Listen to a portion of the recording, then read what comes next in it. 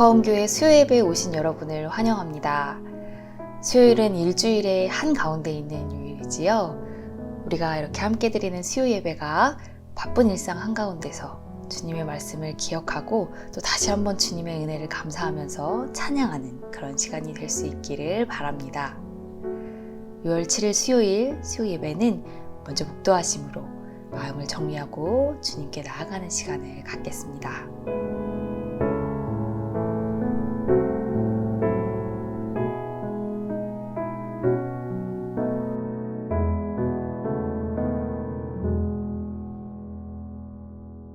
사랑의 하나님, 하루하루를 정신없이 살아가다가 주님의 은혜를 기억하고 주님의 말씀에 귀 기울이고자 주님 앞에 나왔습니다. 열심을 다해 살아도 채워지지 않는 공허함을 이 시간 주님 앞에 내어놓습니다. 주님을 찬양하며 기쁨을 누리게 하시고 또 주님의 말씀을 묵상하며 메마른 영혼을 적시는 성령의 단비를 맛보는 시간이 되게 하소서. 예수님의 이름으로 기도드립니다. 아멘.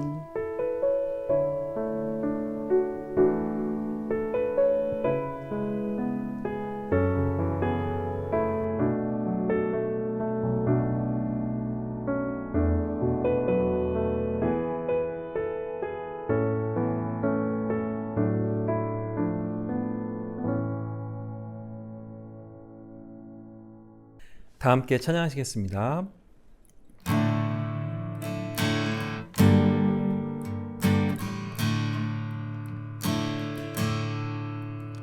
주님의 사랑이 당신을 통해 온 세상 가운데 전해지기를. 주님은 나무 당신은 가지니 사랑의 열매 맺길 축복해요. 주님의 축복이 당신을 통해 온 열방 가운데 흘러가기를. 주님은 나무 당신은 가지니 사랑의 열매 맺길 축복해요.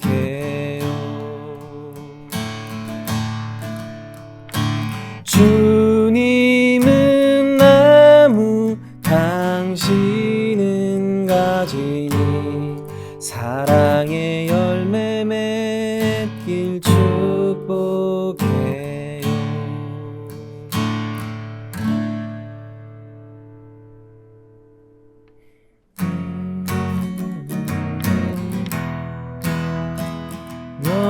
너는 시냇가에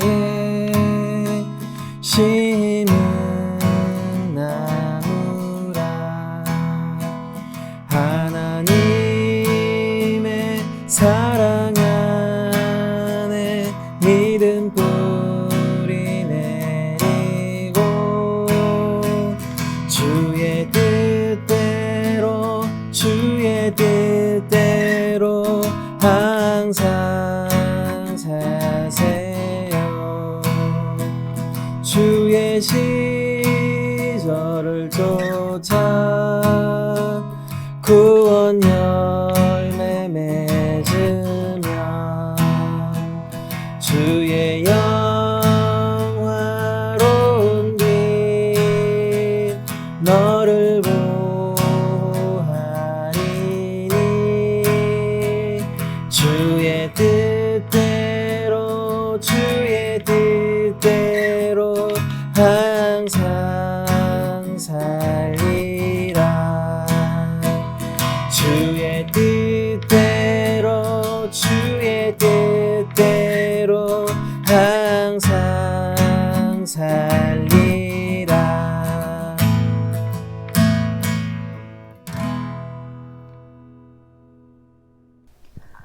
오늘 우리가 함께 볼 말씀은 요한복음서 15장 1절에서 12절입니다. 제가 읽겠습니다. 나는 참 포도나무요, 내 아버지는 농부이시다. 내게 붙어 있으면서도 열매를 맺지 못하는 가지는 아버지께서 다 잘라버리시고 열매를 맺는 가지는 더 많은 열매를 맺게 하시려고 손질하신다. 너희는 내가 너희에게 말한 그 말로 말미암아 이미 깨끗하게 되었다. 내 안에 머물러 있어라. 그리하면 나도 너희 안에 머물러 있겠다. 가지가 포도나무에 붙어 있지 아니하면 스스로 열매를 맺을 수 없는 것과 같이 너희도 내 안에 머물러 있지 아니하면 열매를 맺을 수 없다. 나는 포도나무요, 너희는 가지이다. 사람이 내 안에 머물러 있고 내가 그 안에 머물러 있으면 그는 많은 열매를 맺는다. 너희는 나를 떠나서는 아무것도 할 수 없다. 사람이 내 안에 머물러 있지 아니하면 그는 쓸모없는 가지처럼 버림을 받아서 말라버린다. 사람들이 그것들 모아다가 불에 던져서 태워버린다. 너희가 내 안에 머물러 있고 내 말이 너희 안에 머물러 있으면 너희가 무엇을 구하든지 다 그대로 이루어질 것이다. 너희가 열매를 많이 맺어서 내 제자가 되면 이것으로 내 아버지께서 영광을 받으실 것이다. 아버지께서 나를 사랑하신 것과 같이 나도 너희를 사랑하였다. 너희는 내 사랑 안에 머물러 있어라. 너희가 내 계명을 지키면 내 사랑 안에 머물러 있을 것이다. 그것은 마치 내가 내 아버지의 계명을 지켜서 그 사랑 안에 머물러 있는 것과 같다. 내가 너희에게 이러한 말을 한 것은 내 기쁨이 너희 안에 있게 하고 또 너희의 기쁨이 넘치게 하려는 것이다. 내 계명은 이것이다. 내가 너희를 사랑한 것과 같이 너희도 서로 사랑하여라. 아멘. 이 시간에는 참 포도나무의 열매는 이라는 제목으로 설교를 함께 나누려고 합니다. 이탈리아의 토스카나라는 지역이 있습니다. 토스카나는 이탈리아에서 와인 생산지로 가장 유명한 곳입니다. 이 지역은 구릉이 많고 또 경사가 많은데 비탈진 경사를 따라 포도나무가 가지런히 심겨져 있다고 합니다. 대자연과 함께 가지런히 정리된 그 포도밭의 풍경을 보고 있자면 참 마음이 평온해진다고 하지요. 그래서 많은 관광객들이 토스카나 지역을 찾는 이유는 와인 때문만이 아니라 바로 이 고즈넉하게 마음을 만드는 포도밭의 풍경 때문이라고 합니다. 하지만 이 아름다워 보이는 포도맛 구릉을 가까이서 살펴보면 그 땅은 기름진 옥토가 아니라 자갈과 모래로 뒤덮인 척박한 땅입니다. 그런데도 이 비탈진 모래밭에 심긴 포도나무가 기름진 옥토밭에 심긴 어떤 포도나무보다도 더 훌륭한 포도 열매를 맺는 것입니다. 비탈진 모래밭은 비가 내려도 빗물을 머금고 있을 수가 없어서 이곳에 심겨진 포도나무는 살기 위해서 자기 뿌리를 땅속 깊이까지 뻗어내야만 합니다. 기름진 땅에서 얕게 뿌리를 내린 포도나무보다 척박한 땅에서 자란 포도나무, 그 중에서도 땅속 깊은 곳까지 스스로 뿌리를 내려서 단단히 대지를 움켜쥔 그 포도나무만이 아주 귀한 열매를 낼 수 있는 것입니다. 우리의 믿음도 다르지 않은 것 같습니다. 우리 삶을 풍요롭게 하는 기름진 자리에 우리가 머무르더라도 우리가 스스로 주님께 가 닿기 위해서 신앙의 뿌리를 깊게 내려놓지 않는다면 우리는 삶의 참된 열매들을 맺을 수가 없습니다.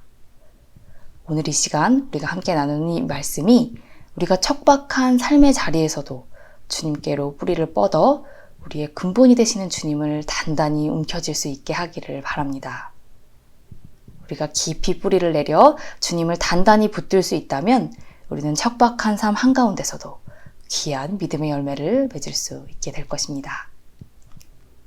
주로 사용되었습니다. 대표적인 말씀은 이사야서 5장 1절에서 7절 말씀입니다. 농부이신 하나님이 가장 좋은 씨앗을 심고 또 극진히 보살폈음에도 불구하고 이스라엘이라는 포도나무는 들포도를 맺어서 하나님을 실명시켰다는 이야기, 이것이 그 주된 내용이지요. 이렇게 구약에 등장하는 포도나무 이야기는 대체로 이스라엘이 하나님의 기대를 저버리고 좋은 열매를 맺지 못하는 불량한 포도나무였다라고 묘사하고 있습니다. 그렇다면 다른 나무가 아니라 왜 포도나무일까요? 포도나무의 특징 중 하나는 열매 맺는 것이 무척 중요하다는 것입니다. 물론 다른 나무 열매들도 중요하죠. 다른 나무에게서도 열매 맺는 일이 가장 중요한 일이지만 대부분의 나무는 열매를 제외하고서 나무 그 자체로 목재로 쓰이거나 하는 등 다른 가치를 지니고 있습니다. 구약성서에 등장하는 백향목의 경우가 그렇습니다. 성전이나 왕궁을 짓는 재료로 사용되던 백향목은 그 열매보다도 이 기둥이 더 높은 가치를 지녔지요. 그러나 포도나무의 경우 나무 자체는 비틀려 있고 또 구부러져 있기 때문에 목재로서 전혀 가치가 없습니다. 포도나무는 그저 열매를 맺을 때에만 그 존재의 가치를 보여줄 수 있는 것이지요.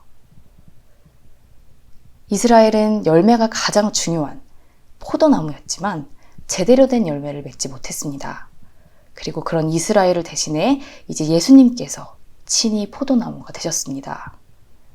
오늘 요한복음서의 본문이 포함된 15장은 나는 포도나무이다 라는 예수님의 자기 선언으로 시작됩니다. 나는 무엇이다 하는 이 에고 에이미라는 선언은 평범한 표현법이 아니라 이스라엘 사람들로 하여금 나는 나다 라고 말씀하셨던 야훼 하나님을 떠올리게 하는 그런 선언입니다. 요한복음서에는 예수님의 이런 자기 선언이 7번이나 등장합니다. 나는 생명의 떡이다. 나는 세상의 빛이다. 나는 양의 문이다. 나는 선한 목자이다. 나는 부활이요 생명이다. 나는 길이요 진리요 생명이다. 그리고 나는 참 포도나무이다. 특별히 오늘 본문이 포함된 요한복음 13장에서 17절의 내용은 예수님이 돌아가시기 전에 남기신 고별 설교입니다. 그동안 많은 사람들이 요한복음 15장의 말씀을 구약의 포도열매 이해처럼 축복의 말씀으로 읽었습니다. 특히 구하는 것은 다 이루어주신다는 7절의 말씀과 연결해서 교회 생활을 잘해서 교회 생활의 열매를 맺으면 원하는 것을 다 받을 수 있다는 축복의 약속으로 이해하곤 했지요. 그러나 앞서 말했듯이 이 말씀은 십자가 죽음을 앞둔 예수님이 남기신 고별 설교이자 유언의 말씀입니다. 나의 안에 거하라는 주님의 말씀은 핑크빛 축복의 말씀이 아니라 너희도 나를 따라 십자가를 지는 삶을 살아라 라는 두렵고 떨리는 요구이자 도전의 말씀으로 읽어야 하는 것입니다. 예수님은 자신을 그냥 포도나무가 아니라 참 포도나무라고 소개합니다. 예수님 이전에 이스라엘이라는 포도나무가 있었기 때문이지요. 이스라엘이라는 포도나무는 농부이신 하나님의 정성에도 불구하고 들포도의 열매만 맺어왔습니다. 이스라엘은 하나님의 극진한 정성을 받고도 그 정성을 배반하는 역사의 굴레를 벗어나지 못한 채 살아왔습니다. 그러나 그런 이스라엘을 향해 예수님은 너희는 이미 깨끗하게 되었다 라고 3절에서 선언합니다. 너희는 손질되었다고 선언합니다. 이 선언은 너희가 이제 그리스도 안에 거한다면 너희의 지난 역사의 굴레를 벗어나서 참된 열매를 맺을 수 있는 그런 존재가 될 것이다 라는 구원의 선포이자 새로운 신앙의 선언인 것입니다. 이스라엘과 마찬가지로 우리도 농부이신 하나님의 사랑에 응답하지 못하는 삶, 들포도만 맺는 삶을 반복하며 살았습니다. 하지만 3절의 말씀을 통해서 우리도 다시 한번 참 열매를 맺을 수 있다는 위로를 얻고 또 새로운 희망을 갖습니다.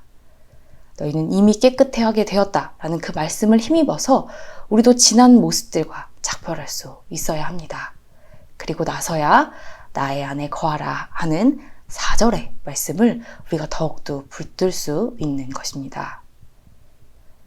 주님 안에 거한다는 것, 그것은 포도나무 가지가 포도나무에 달려있는 것처럼 우리 생명의 근원이 주님께 있다는 것을 의미합니다. 가지는 나무에 붙어있을 때에만 생명을 유지하고 또 열매를 맺지요. 우리의 영혼도 마찬가지입니다. 우리의 영혼도 주님 안에 머물고 주님께 이따은 삶을 살 때에만 참 생명을 누리고 열매를 맺는 삶을 살 수 있습니다. 주님을 떠나서는 가지치기를 당한 것처럼 생기를 잃은 채 불쏘시개로 소멸되는 삶을 살 뿐입니다. 그런데 포도나무에는 가지가 몇 개나 달려 있을까요? 포도나무 한 그루에 가지가 한 개만 달려 있는 것은 아니지요. 한 그루의 나무에는 수없이 많은 가지가 달려 있습니다. 각각의 가지가 각각의 열매를 맺기는 하지만 그렇다고 가지들이 완전히 다른 존재처럼 다르게 각각 존재하는 것은 아닙니다. 가지들은 보다 근원적인 존재인 나무 줄기에 의존해서 함께 살아가고 함께 존재합니다. 결국 우리 모두는 각자 홀로 존재하는 것이 아니라 주님이라는 근원적인 존재로 연결되어서 하나의 생명으로 존재한다는 것입니다. 근대 이후로 우리는 각자가 혼자서 존재한다는 허상 속에 살게 되었습니다. 각자가 맺는 열매는 각자의 수고와 실력으로 맺은 열매이고 또 각자가 맺은 사회적 성공의 열매는 꼭 각자의 능력을 증명하는 그런 증표로 여겨졌습니다. 하지만 주님은 오늘 말씀을 통해 세상에 자기 홀로 존재하는 것은 없다고 우리에게 알려주십니다. 우리 모두는 주님께 잇된 채로 서로 관계를 맺으며 함께 존재하고 함께 살아간다고 알려주십니다. 하나의 가지가 열매를 맺는 것이 온 나무의 정성으로 가능한 것이듯이 나의 실력이고 나의 능력이라고 생각해왔던 나의 열매들도 사실은 주님께 더불어 함께 존재하는 이들이 없이는 이루어질 수 없는 것들이었다고 깨우쳐 주시는 것입니다. 이처럼 주님은 포도나무고 우리는 가지라는 말씀은 주님과 나의 관계뿐만 아니라 주님과 우리의 관계에 대해서도 다시 한번 생각해 볼 것을 요청합니다. 주님은 내 생명의 근원이라는 사실뿐만 아니라 주님께 있다 있는 모든 가지들, 곧 이웃들 또한 나와 한 생명이자 한 몸이라는 사실을 잊지 말라는 것입니다. 주님이 우리의 생명이라는 것을 깨닫고 또 주님 안에서 우리가 한 생명으로 이루어졌다는 것을 깨달았다면 이제 생명의 근원이신 주님 안에 거하기 위해서 우리가 구체적으로 무엇을 해야 하는지를 고민해야 합니다. 우리가 알다시피 주님 안에 머무르는 것은 저절로 되는 것이 아닙니다. 가지가 나무에 붙어있는 모습은 자연스럽지만 우리는 의지적으로 노력해야만 주님 안에 머물 수 있습니다. 습관적인 예배나 소원만 가득한 그런 기도로는 주님 안에 거하는 삶을 살기 어렵습니다. 습관적인 신앙생활을 넘어서 하나님 말씀을 더 깊이 묵상하며 자기의 욕망을 내려놓는 그런 훈련도 필요하고 또 그런 훈련을 통해 깨달은 것들을 삶으로 녹여내는 훈련도 필요합니다. 계속해서 꾸준하고 의지적인 노력을 기울여야만 우리는 주님 안에 거하는 삶을 살 수 있는 것입니다. 그렇다면 개인의 신앙 훈련에 열심을 다하기만 하면 주님 안에 머물 수 있다라는 그런 의미일까요?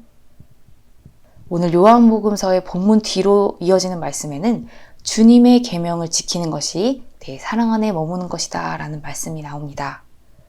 주님이 주신 계명을 잘 지키는 것이야말로 주님 안에 거하는 구체적인 방법이 되는 것이지요. 그리고 그 다음 구절이 알려주는 계명, 그 계명의 내용은 바로 서로 사랑하라 라는 계명입니다. 서로 사랑하라는 계명을 지키는 일이 곧 주님 안에 거하는 구체적인 방법이 되는 것입니다. 사랑하는 행위는 아주 철저하게 상호적인 행위입니다. 따라서 오늘 말씀이 말하는 열매는 각자의 열매가 아니라 서로 사랑이라는 상호적인 관계 안에서 맺어지는 열매를 의미합니다.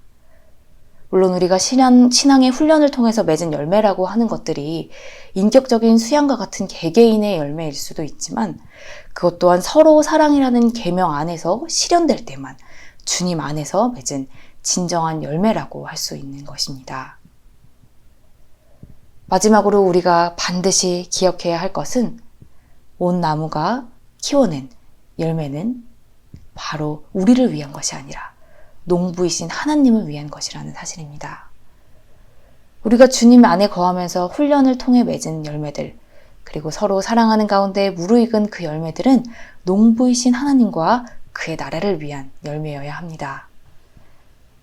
우리는 그동안 열매 맺는 삶이 아니라 내 성공과 내 축복의 열매를 취하는 삶에만 매몰된 채 살았습니다.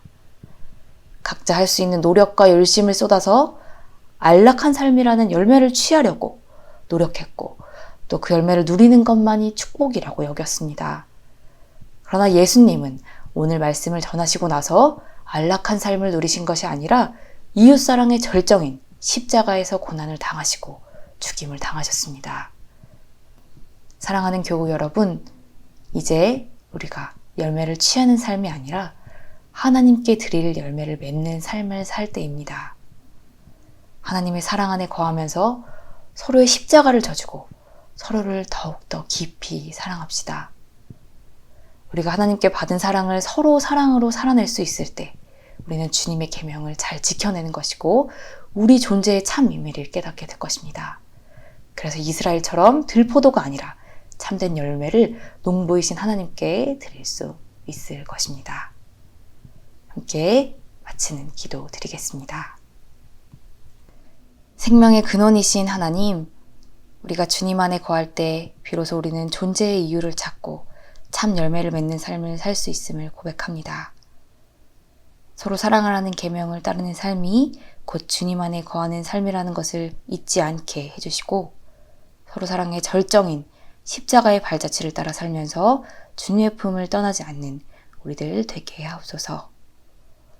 그동안 열매를 취하려는 마음으로 늘 궁핍했던 우리의 마음을 이 시간 고백합니다. 이제는 주인이자 농부이신 주님께 드릴 열매를 맺는 삶을 위해 우리가 살고자 하오니 그동안 궁핍했던 우리의 마음을 넘치는 은혜로 채워주소서. 무엇보다 성령께서 연약한 우리를 붙들어 주시고 주님의 사랑 안에 거하면서 서로 사랑의 열매를 맺어갈 수 있도록 우리를 인도하여 주소서. 우리의 생명의 근원이 되시는 예수님의 이름으로 기도드립니다. 아멘.